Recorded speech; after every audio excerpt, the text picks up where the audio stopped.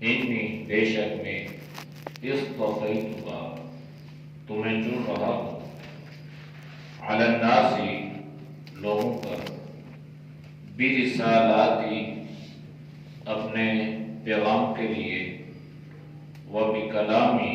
اور اپنے کلام کے لیے فخذ پس پکڑ ما وہ چیز آتیتک جو تجھے ملی ہے وَكُن مِّنَ الشَّاكِرِينَ اور ہو جا شکر کرنے والوں میں سے وَكَتَبْنَا اور ہم نے لکھا لہو اسے فی الألواح تختیوں میں من کل شیء ہر ایک چیز موعظۃ نصیحت کے لیے وتفصیلا اور تفصیل ہے لکل شیء ہر ایک چیز کی فخذها پس اس کو پکڑ بقوت مضبوطی کے ساتھ وَأْمُرْ اور حکم دے قومک اپنی قوم کو یأخذوا وہ لے لیں یا پکڑ لیں بِأَحْسَنِهَا اس میں سے اچھائی کو سَأُرِيكُمْ عنقریب ہم تمہیں دکھلائیں گے دار الفاسقین گھر فاسقوں کا سَأَصْرِفُ عنقریب ہم پھیرتے ہیں عن آیاتی الذین اپنی آیات سے ان لوگوں کو یتکبرون تکبر کرتے ہیں فی الارض زمین میں بغیر الحق ناحق وَإِنْ اور اگر یرو دیکھتے ہیں کل آیت ہر نشانی کو لا یؤمنوا بها ایمان نہیں لاتے اس پر وَإِنْ يَرَوْا اور اگر دیکھیں سبیل رشد راستہ ہدایت کا لا يَتَّخِذُوهُ نہیں پکڑتے اس کو سبیلا راستہ وَإِنْ يَرَوْا اور اگر دیکھیں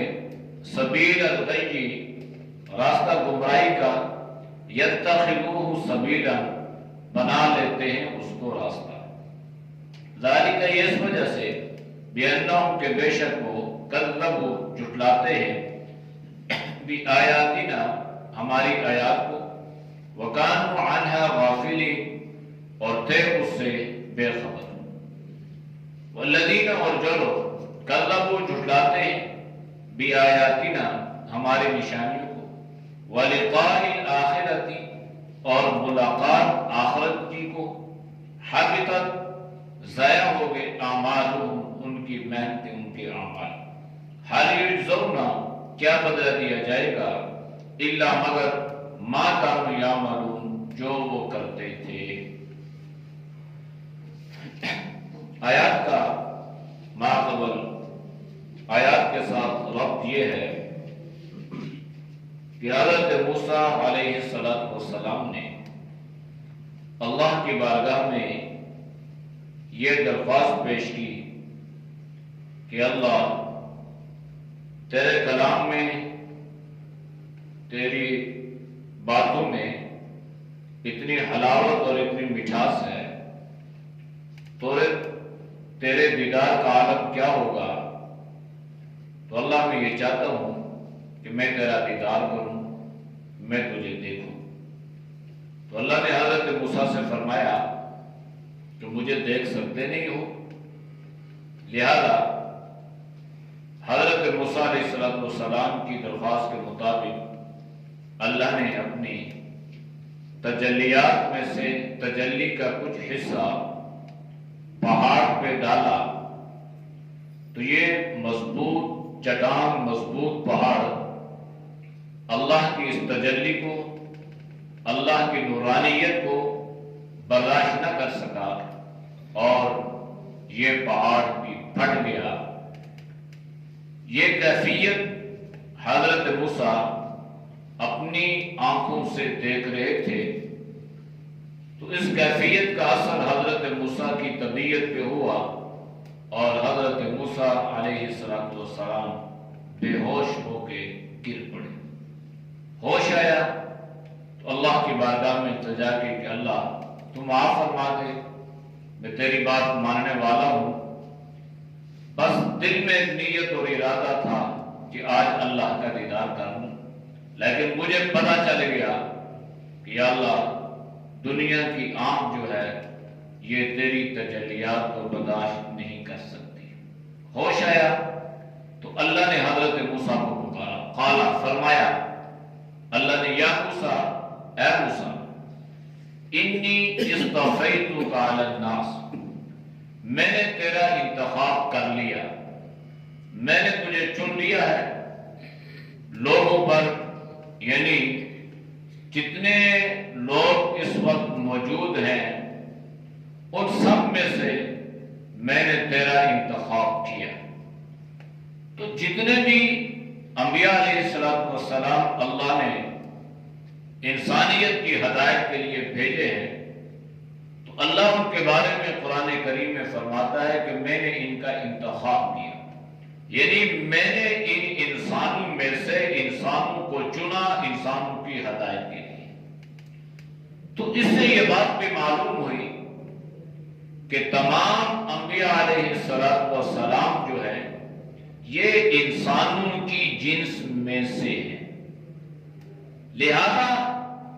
اس کا انکار ممکن ہی نہیں ہے۔ اس لیے کہ جب اللہ نے وضاحت کے ساتھ یہ بیان فرمایا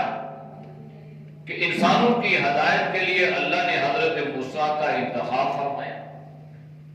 تو جناب نبی کریم صلی اللہ علیہ وسلم اس بات کے زیادہ حقدار تھے اور ہیں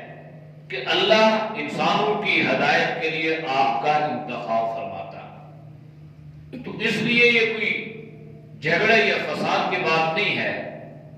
کہ جناب نبی کریم صلی اللہ علیہ وسلم وہ نور ہیں، وہ بشر نہیں ہیں، وہ انسان نہیں ہیں۔ تو یہ ساری جو باتیں ہیں قرآن کریم میں اللہ نے جو لفظ انسان یا لفظ انس یا لفظ ناس بیان فرمایا ہے یہ اس کی نفی ہے۔ تو اللہ نے حضرت موسیٰ سے فرمایا کہ میں نے تجھے چن لیا ہے، دو چیزوں کے لیے میں نے لوگوں پر تجھے فوقیت عطا فرمائی ہے اور میں نے تیرا انتخاب فرمایا ہے۔ نمبر ایک، برسالاتی، میں نے اپنی رسالت، اپنے پیغام تجھے عطا کر دیے ہیں، اب میرا پیغام لوگوں تک پہنچانا یہ تیری ذمہ داری ہے۔ یعنی اس میں اللہ نے بیان کر دیا کہ میں نے تجھے رسالت دے دی، میں نے تجھے رسول بنا دیا ہے، میں نے ساری انسانیت پر تجھے فوقیت عطا کر دی ہے، میں نے تجھے چنا ہے۔ وہ بھی کلامی، اور دوسری بات یہ ہے کہ میں نے اپنے کلام کے لیے تیرا انتخاب کر لیا ہے۔ تو حضرت موسیٰ علیہ السلام کو اللہ نے یہ معجزہ عطا فرمایا تھا کہ وہ اللہ سے براہ راست ہم کلام ہوتے تھے۔ یہ انبیاء علیہ السلام میں سے صرف جناب موسیٰ علیہ السلام، ورنہ جتنے اللہ نے نبی بھیجے تو اللہ ہم پر وحی کرتا، حضرت جبریل امین آتے، یا کوئی بات القاء کر دیتا، یا ان کو کوئی خواب نظر آتی، تو یہ ساری جو چیزیں تھیں یہ وحی کا حصہ ہوا کرتی تھی۔ حضرت موسیٰ سے اللہ براہ راست کلام فرماتے۔ فخذ، پس پکڑیے، ما وہ چیز آتیتک، جو میں نے تجھے دی ہے، کتاب دی ہے نا، اب آپ نے اس کو پکڑنا ہے۔ وَكُن مِّنَ الشَّاكِرِينَ، اور آپ نے شکر گزار بننا ہے۔ یہ من الشاکرین، آپ نے شکر گزار لوگوں میں سے ہو جانا ہے۔ اور شکر کا معنی قدردان بھی ہے کہ اللہ نے جو آپ کو نعمت عطا فرمائی ہے نا، آپ نے اس نعمت کی قدر کر دی ہے۔ ورنہ اللہ کا ضابطہ اور دستور یہ ہے کہ جب اللہ کسی انسان کو کوئی نعمت عطا فرمائے اور وہ انسان اس نعمت کی قدر نہ کرے تو اللہ اس سے اس نعمت کو چھین لیتے ہیں، اللہ اس سے اس نعمت کو سلب کر لیتے ہیں۔ تو نعمت کی قدر یہ ہے کہ موجب حقیقی نعمت عطا کرنے والے کا شکر زبان سے بھی ہو اور افعال سے بھی ہو۔ یعنی اپنے اعمال سے ہم یہ ثابت کریں کہ ہم اللہ کے شکر گزار بندے ہیں، ہم اللہ کا شکر کرنے والے ہیں۔ وَكَتَبْنَا لَهُ فِي الْأَلْوَاحِ، ہم نے اس کتاب کو لکھا ہے تختیوں میں۔ تورات جو اللہ نے حضرت موسیٰ کو عطا فرمائی وہ ایک جگہ جمع کر کے مختلف تختیوں پہ لکھی ہوئی تھی، اور وہ تختیاں جناب موسیٰ علیہ السلام کے حوالے کر دی گئی۔ حضرت موسیٰ ان کو اٹھا کے قوم کے سامنے لے کے آئے۔ اس سے پہلے اللہ نے جن کو بھی کتابیں عطا فرمائی تھی ان کو اللہ نے کتاب کہا، اور جناب نبی کریم صلی اللہ علیہ وسلم کو اللہ نے جو کتاب عطا فرمائی، اللہ نے اس کتاب کو کلام اللہ کہا، یعنی یہ اللہ کا کلام۔ تو اللہ نے اس کو آہستہ آہستہ بتدریج حالات اور ضروریات کے تحت قرآن کریم کا نزول فرمایا، ورنہ اللہ قرآن میں فرماتا ہے کہ اگر میں یہ چاہتا تو اس کو اکٹھے ہی ایک ہی مرتبہ جناب نبی کریم صلی اللہ علیہ وسلم کے قلب اطہر پہ اتار دیتا، لیکن اکٹھے آہستہ آہستہ اللہ نے اتارا، بتدریج اتارا، تاکہ آپ صلی اللہ علیہ وسلم کے لیے بھی اور امت کے لیے بھی اس کا سمجھنا، اس کا پڑھنا اور اس کا یاد کرنا آسان ہے۔ من کل شیء، اس دوران میں اللہ نے اس وقت کے حالات کے مطابق ہر چیز کو بیان کیا۔ موعظہ، اللہ نے ان کو نصیحتیں فرمائی، اللہ نے ان کو وعظ فرمایا، اور وہ وعظ باواسطہ تورات اس قوم کو اللہ نے عطا فرمایا۔ تو موعظہ وتفصیلا لکل شیء، اور اللہ نے اس کتاب میں ہر چیز کی تفصیل کو بھی بیان کر دیا تھا، لیکن چونکہ وہ کتاب آخری کتاب نہیں تھی، اس لیے اللہ نے اس وقت کی ضرورت کے تحت جو ساری چیزیں تھی اللہ نے اس کو بیان کیا۔ آپ صلی اللہ علیہ وسلم بھی آخری نبی، قرآن بھی آخری کتاب، لہذا اللہ نے قرآن کریم میں جب سے اس کا نزول ہوا، جب تک یہ دنیا باقی رہے گی، اللہ نے قرآن کریم میں سارے نصوص، ساری باتیں کبھی صراحتاً اور کبھی کنایتاً اللہ نے اس کو بیان فرما دیا۔ ہر چیز کو اللہ نے وَأَنزَلْنَا إِلَيْكَ الذِّكْرَ لِتُبَيِّنَ لِلنَّاسِ مَا نُزِّلَ إِلَيْهِمْ وَلَعَلَّهُمْ يَتَفَكَّرُونَ، ہر چیز کو اللہ نے تفصیل سے بیان کر دیا۔ قرآن کریم متن ہے، اور جناب نبی کریم صلی اللہ علیہ وسلم کی زبان نبوت اس کی شرح ہے۔ فَخُذْهَا بِقُوَّةٍ، اب اس کو کرنا کیا ہے؟ اس کو مضبوطی کے ساتھ پکڑنا ہے، مضبوطی، قوت کے ساتھ۔ قرآن کریم کے بارے میں بھی اللہ کے نبی نے فرمایا کہ اس کو مضبوطی کے ساتھ پکڑنا ہے، اور آپ نے مثالیں یہ دی، علیکم بالنواجذ، جس طرح دانتوں میں نواجذ ہیں جن میں کوئی چیز بڑی مضبوطی کے ساتھ پکڑی جاتی ہے، آپ نے فرمایا کہ قرآن کریم کو اسی طرح مضبوطی کے ساتھ پکڑنا ہے۔ آپ نے فرمایا کہ اگر پکڑو گے تو میرے بعد تم فتنوں میں مبتلا نہیں ہوگے، اگر پکڑو گے تو تم گمراہ نہیں ہوگے۔ اس کا کیا مطلب؟ اگر تم نے قرآن کو چھوڑ دیا تو پھر گمراہی تمہارا مقدر اور نصیب بنے گی۔ وَأْمُرْ قَوْمَكَ، آپ اپنی قوم کو سامنے اس کے احکامات کو بیان کیجئے، انہیں حکم دیجئے، اور يَأْخُذُوا بِأَحْسَنِهَا، اور اس کو بہترین انداز سے، جیسے کہ اس کی تعلیمات پہ عمل کرنے کا حق ہے، اس انداز سے اس کو پکڑیں اور اس پر عمل کریں۔ سَأُرِيكُمْ دَارَ الْفَاسِقِينَ، ان قریب ہم آپ کو فاسقوں کا گھر دکھلائیں گے۔ فاسقین سے مراد کیا ہے؟ بعض مفسرین نے لکھا ہے کہ دار الفاسقین سے مراد مصر ہے، اور بعضوں نے فرمایا کہ شام ہے، اس لیے کہ مصر پر فرعون کی حکومت تھی اور شام پر عمالقہ جو بت پرست تھے ان کی حکومت تھی۔ حضرت موسیٰ کو اللہ نے یہ خوشخبری سنائی کہ اللہ مصر بھی اور اللہ یہ شام بھی اللہ تمہیں عطا فرمائے گا،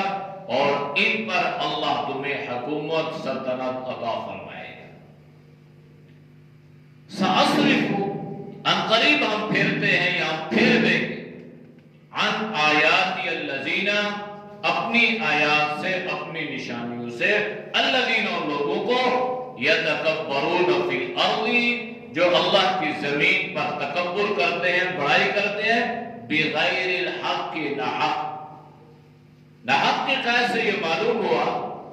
کہ حق اگر ہو تو وہاں پہ تکبر کرنا جائز ہے۔ حق اگر ہو، حق کے لیے تکبر بڑائی، اس سے مراد کیا ہے؟ اس سے مراد یہ نہیں ہے کہ انسان اپنے آپ کو دوسرے لوگوں کے ان سے اپنے آپ کو بڑا سمجھ رہا ہے اور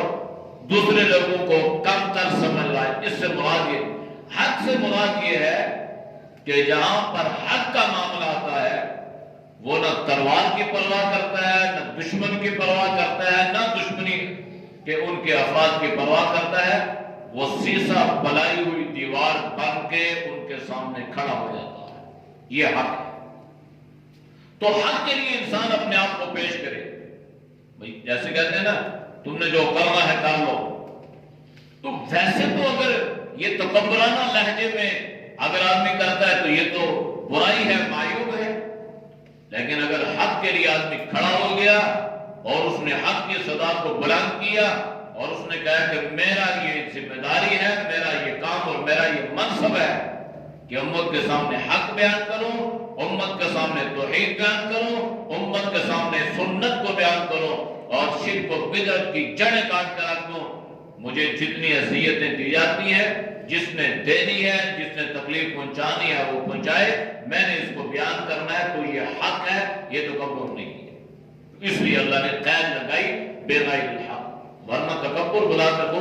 بہت معیوب اور بہت بری چیز ہے۔ وَإِن يَرَوْا اور اگر دیکھیں کل آیت ساری نشانیاں، ہر نشانی کو یہ لوگ دیکھ لیتے ہیں، لا یؤمنوا بها اس کے باوجود اس پر ایمان نہیں لاتے۔ بنی اسرائیل نے تھوڑی نشانیاں دیکھی اور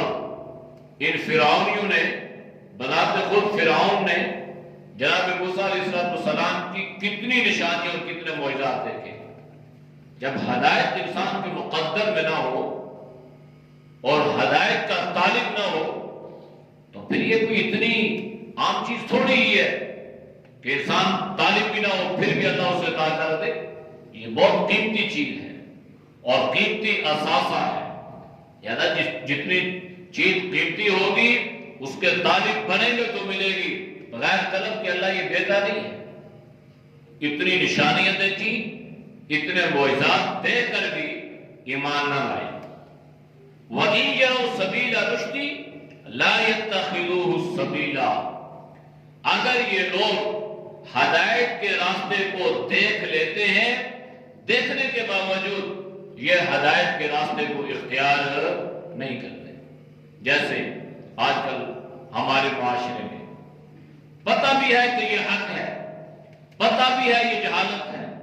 پتہ بھی ہے یہ شرک ہے، یہ بدعت ہے، یہ رسم ہے، اس کے باوجود ہم اس سے حق سے نظریں چرا کے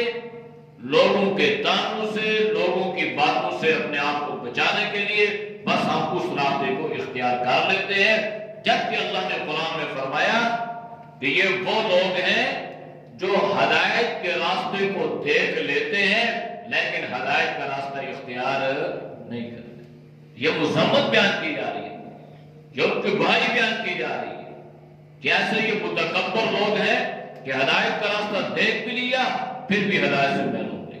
توحید کا راستہ دیکھ لیا پھر بھی محروم رہے، سنت کا راستہ دیکھ لیا پھر بھی سنت کو چھوڑ کر بدعات کو اختیار کیا۔ وَإِن يَرَوْا سَبِيلَ الْغَيِّ يَتَّخِذُوهُ سَبِيلًا،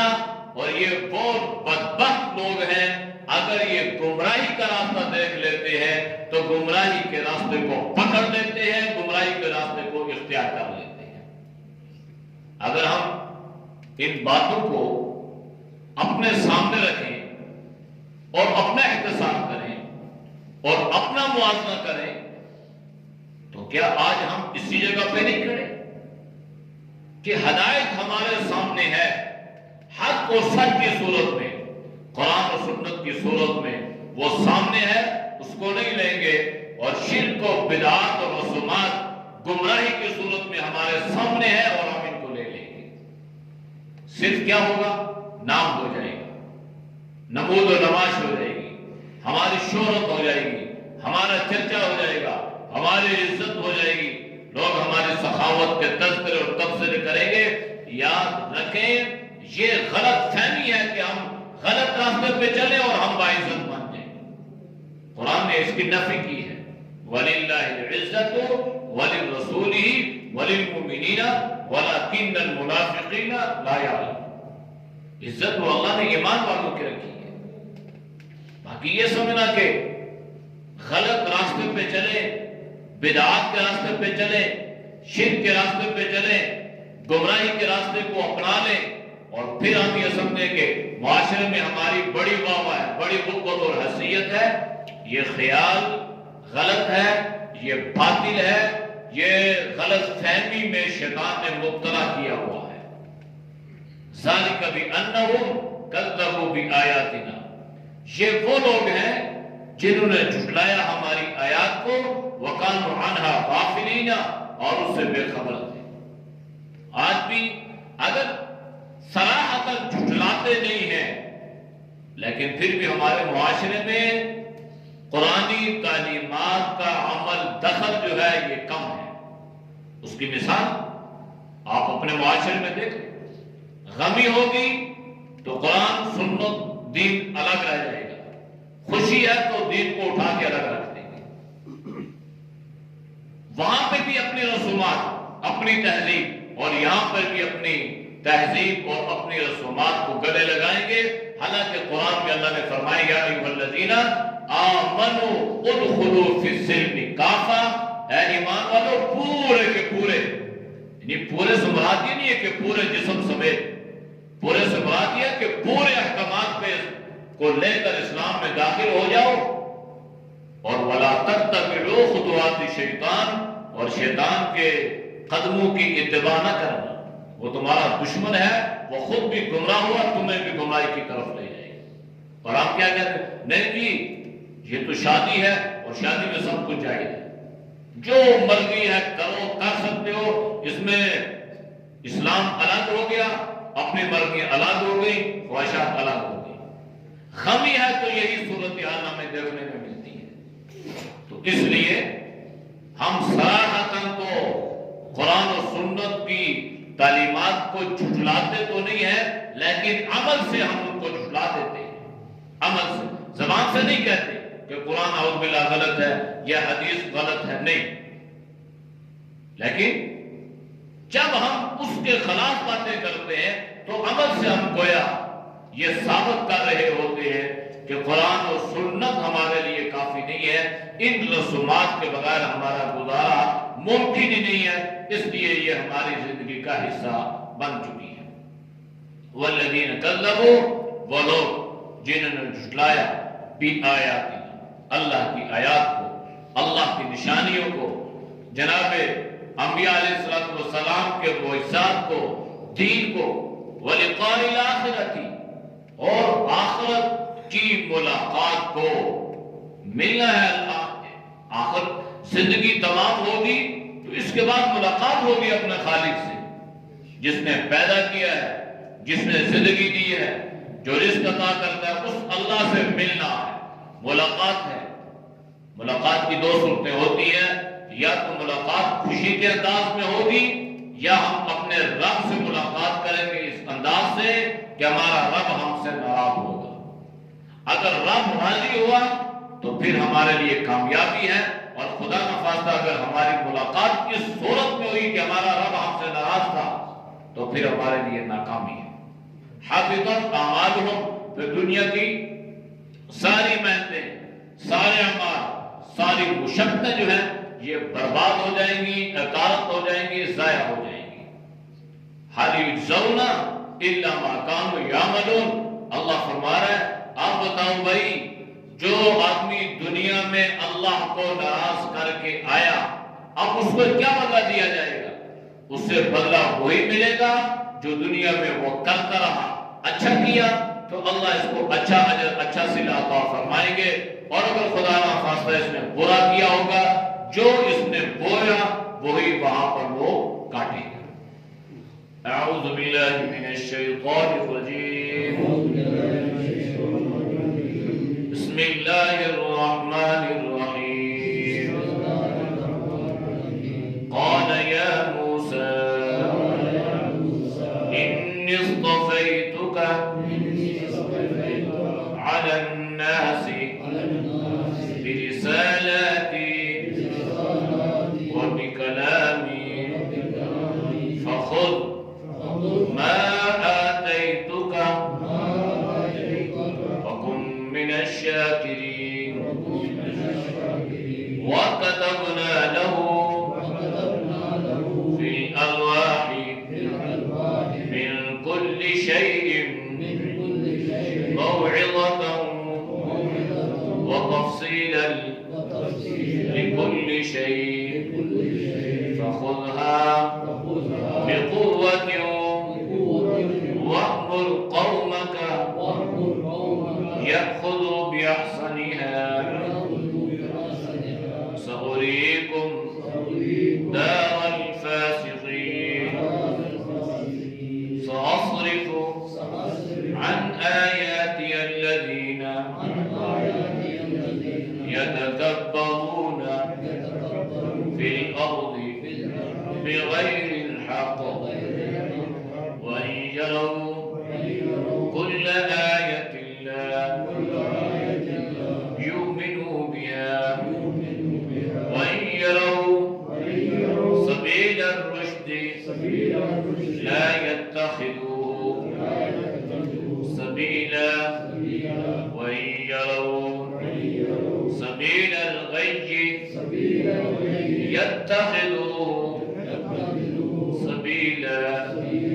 ذلك بأنهم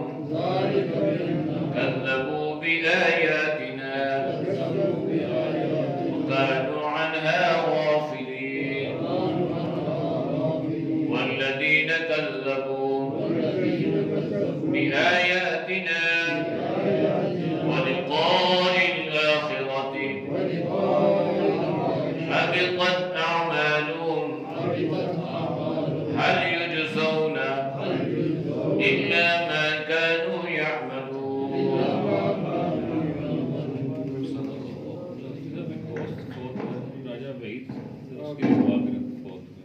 الحمد لله رب العالمين والصلاة والسلام على خير خلق محمد وعلى آله وصحبه أجمعين۔ یا اللہ ہم سب کے صغیر میرے گناہوں کو معاف فرما، یا اللہ گناہوں سے حفاظت فرما، نیک اعمال کی توفیق نصیب فرما، یا اللہ ہر طرح کی گمراہیوں سے، ضلالتوں سے، بدعات سے، رسوخات سے اللہ تو ہم سب کی حفاظت فرما، یا اللہ پوری امت کی حفاظت فرما،